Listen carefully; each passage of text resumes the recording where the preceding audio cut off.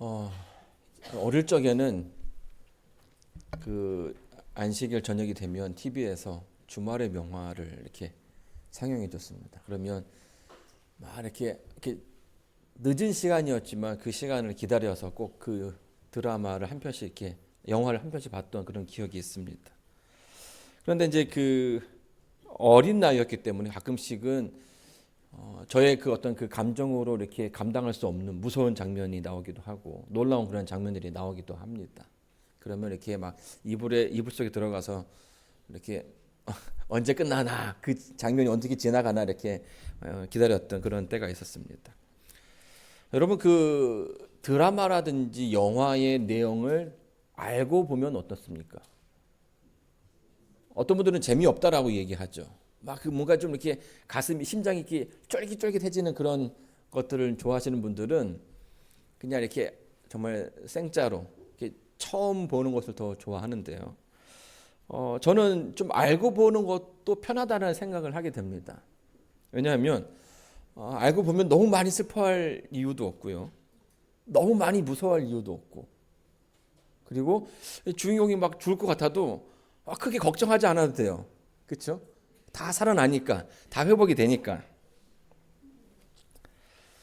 오늘 이 장면은요, 이스라엘 백성들이 홍해 앞에 섰던 그런 장면입니다. 바로 이 직전까지만 해도 어떻습니까? 그들은 굉장히 어수선했고 두려워했고 공포 가운데 있었죠. 그 장면을 성경은 이렇게 설명해 주고 있습니다. 바로가 가까이 올 때에 이스라엘 자손이 눈을 들어 본즉 애굽 사람들이 자기 뒤에 미친지라. 이스라엘 자손이 심히 두려워하여 여호와께 부르짖고 그들이 또 모세에게 이르되 애굽에 매장지가 없으므로 당신이 우리를 이끌어내어 이 광야에서 죽게 하느뇨. 어찌하여 당신이 우리를 애굽에서 이끌어내어 이같이 우리에게 하느뇨. 여러분 다 이제 아시는 그런 장면입니다. 앞에는 건널 수 없는 바다가 있고요. 뒤에는 누가 지금 쫓아오고 있습니까? 적군이 쫓아오고 있죠. 아주 맹렬하게 정말 사나운 말 그대로 사면초가의 그런 상황이었습니다. 이스라엘 백성이 그 6월절에 그 기간을 통해서 하나님의 크신 이적을 경험했음에도 불구하고 그들이 그 맞닥뜨린 그 상황 앞에서 두려워 떨었다라는 겁니다. 여러분 아시는 것처럼 애굽의 그 군사력은 그 당시에 최고였습니다.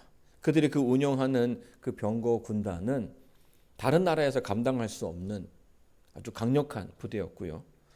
그냥 군사력으로 그 고대 근동의 애굽은 최고의 나라였습니다. 하지만 이스라엘 백성들은요, 이미 그 몇 주간에 걸쳐서 열장을 통해서 하나님께서 어떤 분이시라는 것을 그들이 체험적으로 알았습니다. 하나님을 만났고 하나님을 경험했죠. 자, 그런데 왜 그들이 그렇게 크신 하나님의 모습을 보았음에도 불구하고 그 순간에는 그렇게 굳센 믿음을 갖지 못하고 흔들렸던 이유가 뭘까요? 하나님께서 애굽의 그 신들 하나씩 다 물리쳐 주셨죠. 자, 근데 그러면 그런 가운데서 이 애굽 백성들이 애굽의 군사들이 뭔가 좀 쫄아야 할 텐데 그런 모습이 보이지 않는 거죠.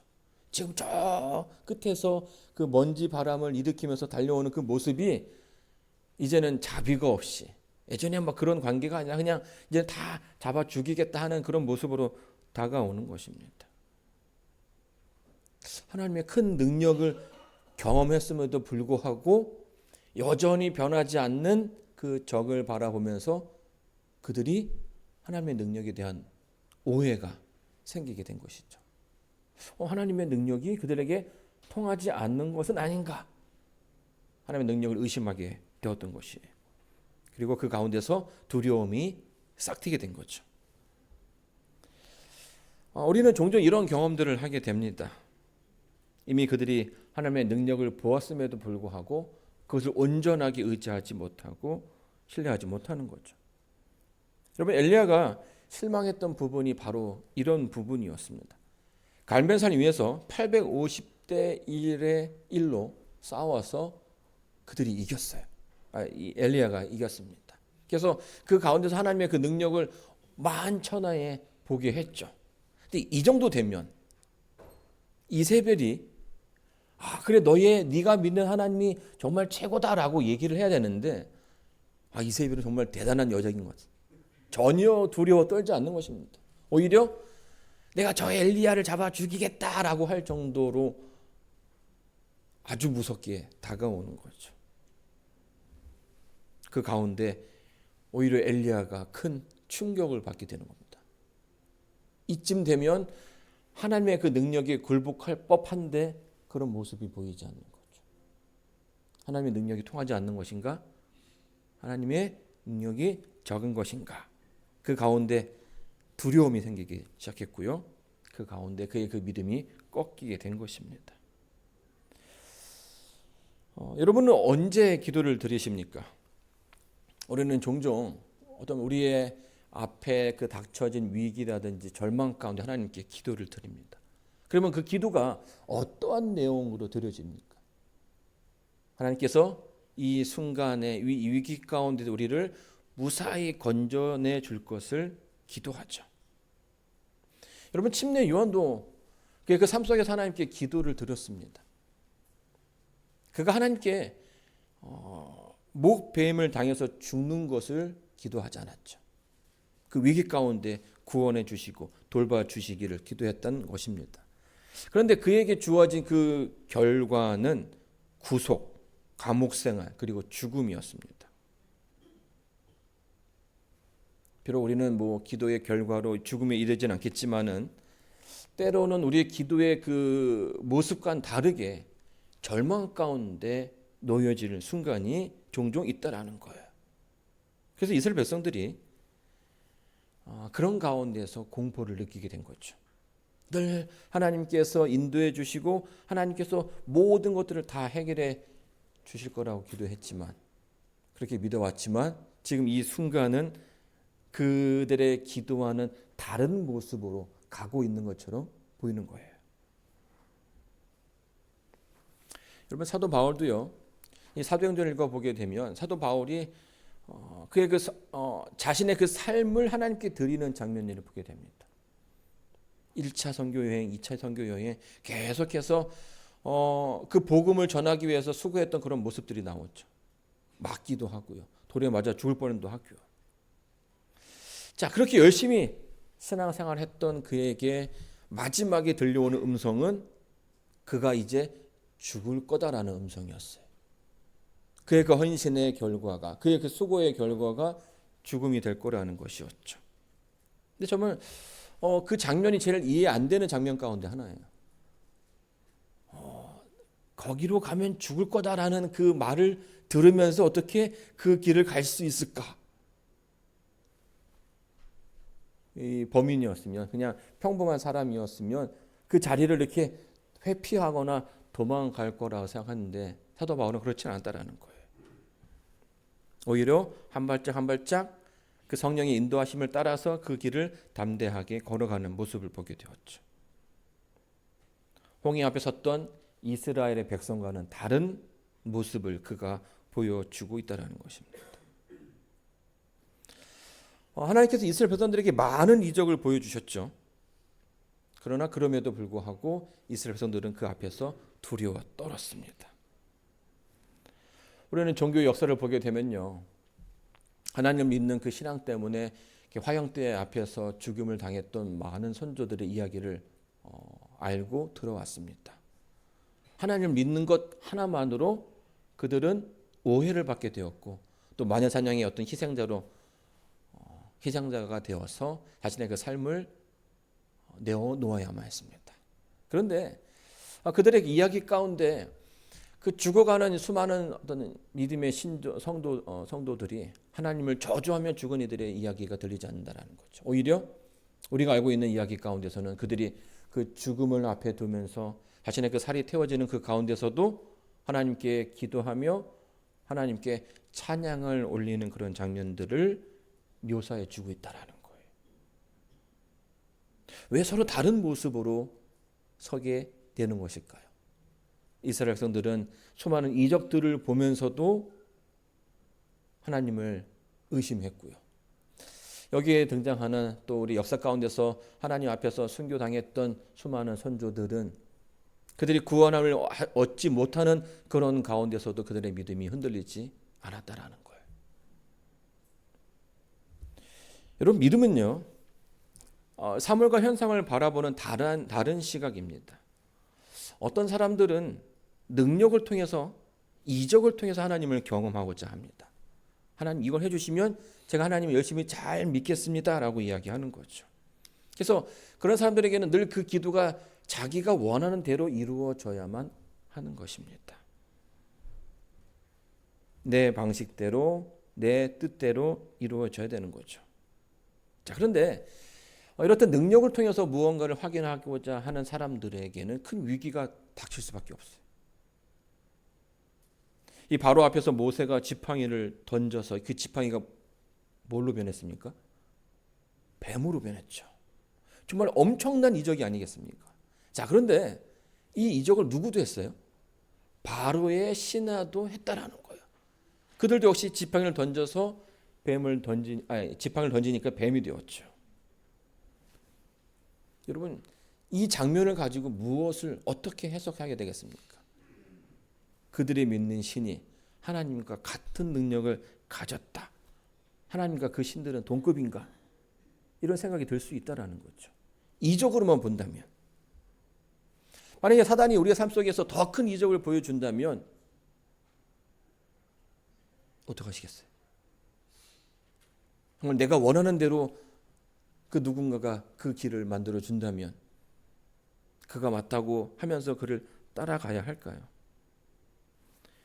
여러분, 부모들이 아이들을 교육시킬 때 모르는 사람이 주는 거를 함부로 먹지 말라고 얘기하죠. 그 이유는 뭡니까? 다 그렇지 않지만 간혹 어떤 그 맛있는 거를 통해서 아이를 유혹하는 이들이 있기 때문이에요. 또 돈을 주면서 그 아이를 끌어가는 경우가 있기 때문인 것이죠. 이처럼 무언 이적을 통해서 유익이 되는 것을 통해서 하나님을 구별하고자 할 때에 우리의 믿음은 위기 가운데 놓일 수 있게 되는 것입니다. 여러분, 우리가 신앙생활을 하면서 때로는 우리가 기도하는 방법대로 이루어지지 않는다라는 사실을 인정해야 됩니다. 그리고 그 가운데서 우리가 알아야 되는 것은 하나님께서 우리를 바른 길로 이끌어 주실 것이고 또 이 상황을 또 하나님께서 원하시는 방법대로 이끌어 주실 거라는 믿음이 있어야 되는 거죠. 제가 어릴 적에 어머니를 잃어버린 적이 있습니다. 뭐 집 근처에서 잃어버린 게 아니라 그 당시 그 버스로 열정거장이 떨어진 역에서, 부천역에서 어머니를 잡고 있던 그 손을 제가 놔버렸어요. 그러니까 뭐 제가 놀라고 논 건 아니겠죠. 사람들이 많았고 밤이었고 또 저희 그때 어머니가 제 동생을 등에 업고 부천역에서 장을 보고 양 손에다가 이제 짐을 지고 있었기 때문에 저를 막 이렇게 잡을 만한 여유가 없었던 겁니다. 제가 워낙 또 산만하지 않습니까? 막 사람들 막 구경하고 뭐 빵집 구경하고 막 하다 보니까 엄마가 없는 거예요. 제가 막 울기 시작했습니다. 여러분, 이렇게 이제 아이를 잃어버릴 때 가장 좋은 방법이 뭘까요? 절대로 엄마를 찾아서 나가면 안 돼요. 그냥 그 자리에 딱 있어야 되는 거죠. 저희 어머니도 항상 이제 그런 걱정들을 많이 하죠. 혹시라도 엄마를 잃어버리면 거기 가만히 있어라. 근데 밤이 되었어요. 막 울고 있으니까 그 길거리에서 그 떡볶이 파는 아주머니가 저를 이렇게 자리에 거기 앉으라고 하면서 떡볶이도 주고 그 오뎅 국물도 주고 뭐 이러면서 이제 저를 계속 그 자리에서 이제 지켜줬죠. 다시 만났을까요? 못 만났을까요? 저희 어머니가 이게 막 너무 힘드니까 다시 집에 갔다가 애기 두고 짐 다 두고 다시 또 버스 타고 나와서 찾기 시작했어요. 그리고 극적으로 그날 저녁에 다시 만났죠. 여러분, 서로 찾기 시작하면 그때부터는 밥이 없는 겁니다. 그때는 무조건 뭐 해야 되는 겁니까? 기다려야 돼요. 어떤 많은 이적 이런 거에 그냥 한눈 팔아가지고 우리의 믿음이 흔들릴 필요가 없다라는 거죠. 하나님을 바라보며 하나님을 기다려야 합니다. 여러분, 믿음을 가진 사람들은요, 자기 중심으로 생각하지 않습니다. 늘 하나님 편에서 생각하고 하나님 편에서 그 답을 얻기 위해서 노력을 하죠. 하나님 중심으로 생각하려 하는 것입니다. 우리 신앙에 이런 모습들이 필요하다라는 거예요. 근데 많은 사람들이 내 중심적으로 해석하려 하죠. 내가 보는 상황이 전부이고 내가 보는 하나님의 능력이 전부이라는 거예요. 하나님께서 나보다 더 크시고 내가 기대했던 것보다 더 좋은 방법으로 더 크신 방법으로 임할 것을 바라보지 못하는 것입니다. 출애굽기 14장 10절에 하나님께서 이렇게 말씀하셨죠. 여호와께서 너희를 위하여 싸우시리니 너희는 뭐라고요? 가만히 있어라. 가만히 있어라고 성경은 말해주고 있습니다. 하나님께서 인도해 주실 거라고 했는데 그 상황이 그렇지 않지 않습니까? 앞에는 정말 시커먼 바다가 앞에 놓여져 있고요. 뒤에는 애굽의 병사가 죽이려고 따라오고 있어요. 이 상황을 어떻게 해석해야 될까요? 여러분, 나의 경험과 나의 지식으로 이 상황을 해결하고자 한다면 이들에게는 힘이 없습니다.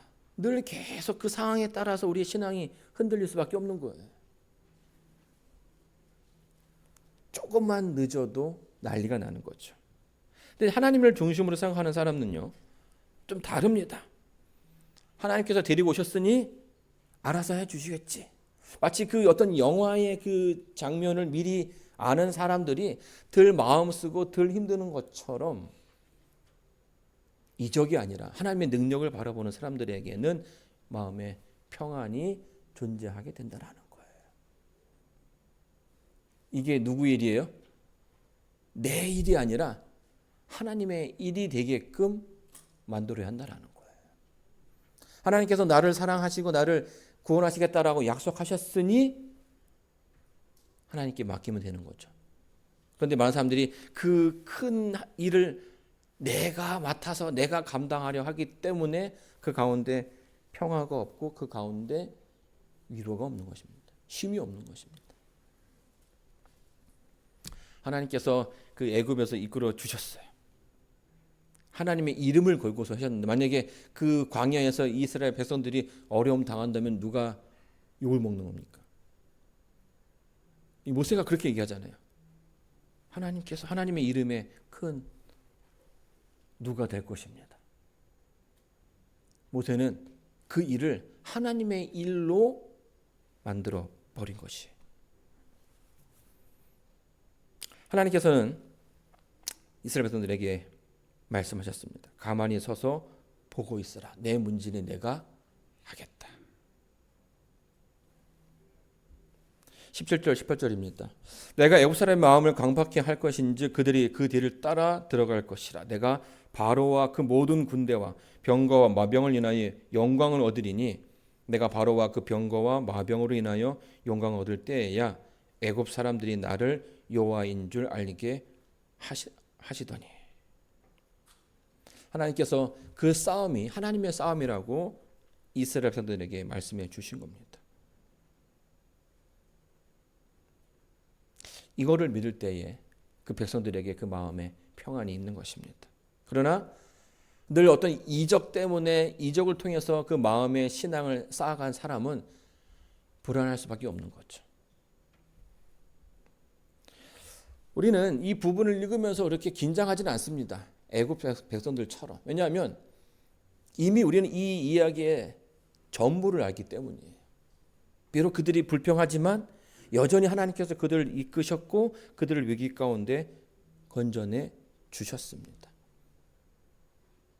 그러나 이스라엘 백성들은 그 가운데서 두려워 떨었죠. 믿음이 있는 사람들은요, 주어진 그 환경 가운데 두려워하지 않습니다.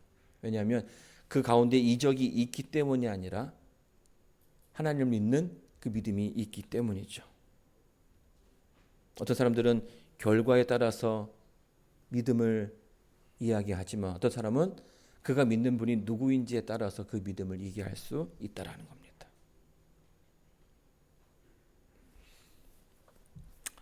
사도 바울이 이스라엘 백성들에게, 그 유대인들에게 이런 말을 했습니다.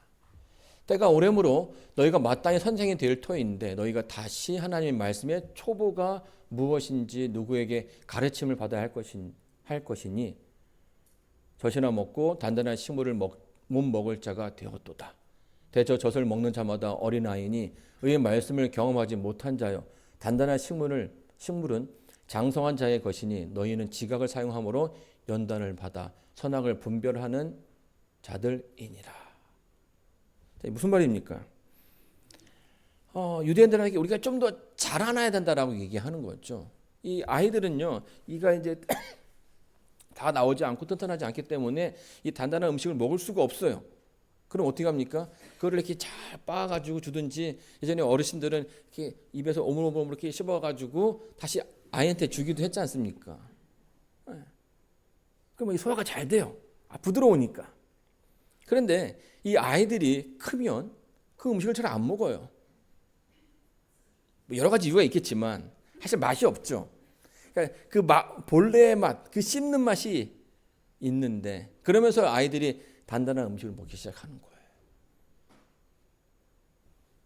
그런데 사도 바울이 보기에 유대인들은 여전히 그렇게 남이 이렇게 해주는 밥을 먹으면서, 남이 이렇게 오물오물 해주는 밥을 먹으면서 연약한 음식을 먹으려 한다는 것입니다. 여러분, 아이들이 그렇지 않습니까? 배고프면 울어요. 배고프다고, 밥 달라고. 근데 이제 어른들은 그렇지는 않죠. 참을 수 있어요. 이 엄마들이 밥하는 중에도 애들은 웁니다. 당장 달라는 거죠, 당장. 밥을 하고 있는데 달라고 하면 어떡합니까? 그렇죠? 근데 그게 이제 어린애라는 거예요. 그 참는 게 약하다라는 거죠. 그러나 이 어른이 돼서 이제 참을성이 많게 되면 그런 것들을 기다릴 수 있는 거죠. 하나님께서 오늘 우리에게 바라시는 그 모습이 어른의 신앙이라는 거예요. 아이의 신앙이 아니라 어른의 신앙. 그 문제에 따라서 우리의 신앙이 흔들리는 것이 아니라 여전히 그 문제 가운데서도 하나님의 모습을 바라볼 수 있는 신앙인, 그런 신앙인을 원하신다라는 거죠. 여러분, 이 감리교회 창시자 존 웨슬리를 아십니까? 이 사람이 그러니까 지금으로부터 한 2000년 전의 그런 인물인데요. 영국의 그 감리교회를 세웠던 그런 인물입니다. 아주 신앙이 열심이었어요. 그런데 미국에 이제 그 와서 인디안들에게 복음을 전하기도 하는 아주 훌륭한 선교사였습니다. 근데 이제 마치고선 미국으로, 그러니까 본국으로 돌아가는데 그 배에 풍랑이 일어난 거예요. 정말 침몰 직전까지 이르게 됐습니다. 그래서 막 이 웨슬리가요, 한쪽 구석에서 정말 죽을까봐, 야, 여기서 죽는 거 아닌가 하는 그 두려움에 쌓여서 막 난간을 잡고 있는데, 저쪽 다른 편에서 이 모라비안 교도들을 보게 되었어요. 그들은 모여서 그 다급한 상황 가운데서 찬미를 부르고 아주 온화한 미소로 예배를 드리고 있는 거죠. 자기의 모습과 너무나 비교가 되는 거예요. 자기는 지금 하나님의 그 선교를 위해 마치고선 정말 돌아오는 길이었음에도 불구하고 그 위기 가운데 평안이 없던 겁니다. 존 웨슬리가 이렇게 일기를 썼습니다. 지극히 작은 일에 있어서도 우리는 자신의 부정하는 것이 하나님의 축복으로 우리에게 도움이 되는 것을 믿으면서 우리는 전적으로 고기와 포도주를 멀리하고 쌀밥과 빵을 먹으면서 채식을 하였다. 1736년 1월 13일 저녁에 또 다시 폭풍이 시작되었다. 아침엔 더욱 심해져서 배가 곤두박질 치게 되었다. 나는 어찌하여 그렇게도 믿음이 없느냐라는 말을 할 수밖에 없었다. 왜냐하면 나는 아직도 죽지 않으려고 안달을 했기 때문이다. 이틀 후입니다. 정오가 되어서 우리는 세 번째 맞는 폭풍이 시작되었고 4시가 되자 폭풍은 전보다 더 맹렬하였다. 7시에 나는 독일 사람들을 찾아갔다. 얼마 안 되어서 나는 그들의 행동이 매우 신중함을 발견했다. 그들은 겸손한 마음으로 다른 여객들을 위하여 봉사하는 일을 계속하며 그들의 그 침착함을 입증하였다. 그러나 어떤 영국 사람들도 그런 일을 감히 하려고 하지 않았다. 그들은 다만 그 일들이 그들의 그 자랑스러운 마음에 유익한다든가 그들의 구세주께서 그들을 위하여 더 많은 은총을 베푸셨다는 말을 할 뿐이었다. 그러니까 남들은 다 막 자기 살기 위해서 막 이렇게 애쓰는데 이 독일 사람들, 그러니까 이 모라비안 교도들은 그렇지 않다라는 거예요. 오히려 그런 가운데서 남들을 더 도와주려 했다라는 거죠. 그들의 입속에서 불평이라고는 찾아볼 수가 없었다. 그들이 만일 떠벌리거나 얻어맞거나 내동댕이 쳐서도 그들은 다시 일어나서 계속하였다. 나중에 그들 중 한 사람이 물었습니다. 당신은 두렵지 않습니까? 그러자 그는 아니요, 하나님께 감사할 따름입니다. 나는 다시 물었습니다. 그렇지만 당신네 부인들과 어린아이들은 두려워하지 않았습니까? 그는 부드럽게 대답하였다. 아니요, 우리네 부인들과 어린이들은 죽음을 두려워하지 않습니다. 여러분, 이 경험이요, 이 웨슬리에게는 굉장히 큰 충격으로 다가왔습니다.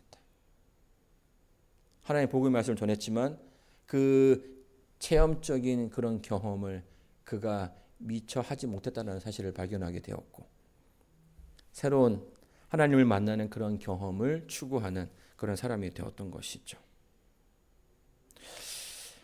많은 그 두려움 앞에서 우리가 어찌 떨지 않을 수 있겠습니까? 두렵고 떨리죠. 한 번도 경험해 보지 못했던 일들이 우리 앞에 있을 때에 그 두려움은 더 커질 수밖에 없습니다. 그런데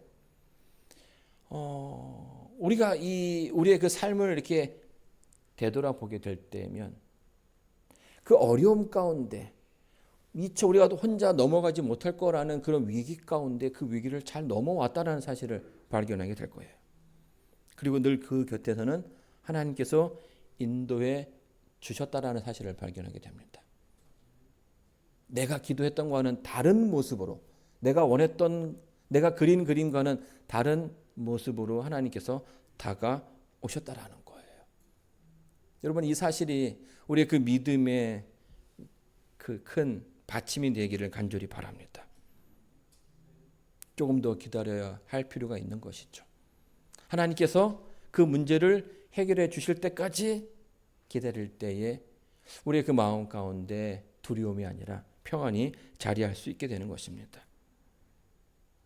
때로는 내 뜻대로 되지 않을 때에 그 가운데서 주저앉지 마시고요. 하나님께서 과연 어떠한 방법으로 나를 도와주실지 기도하실 수 있는 여러분이 되기를 간절히 바랍니다.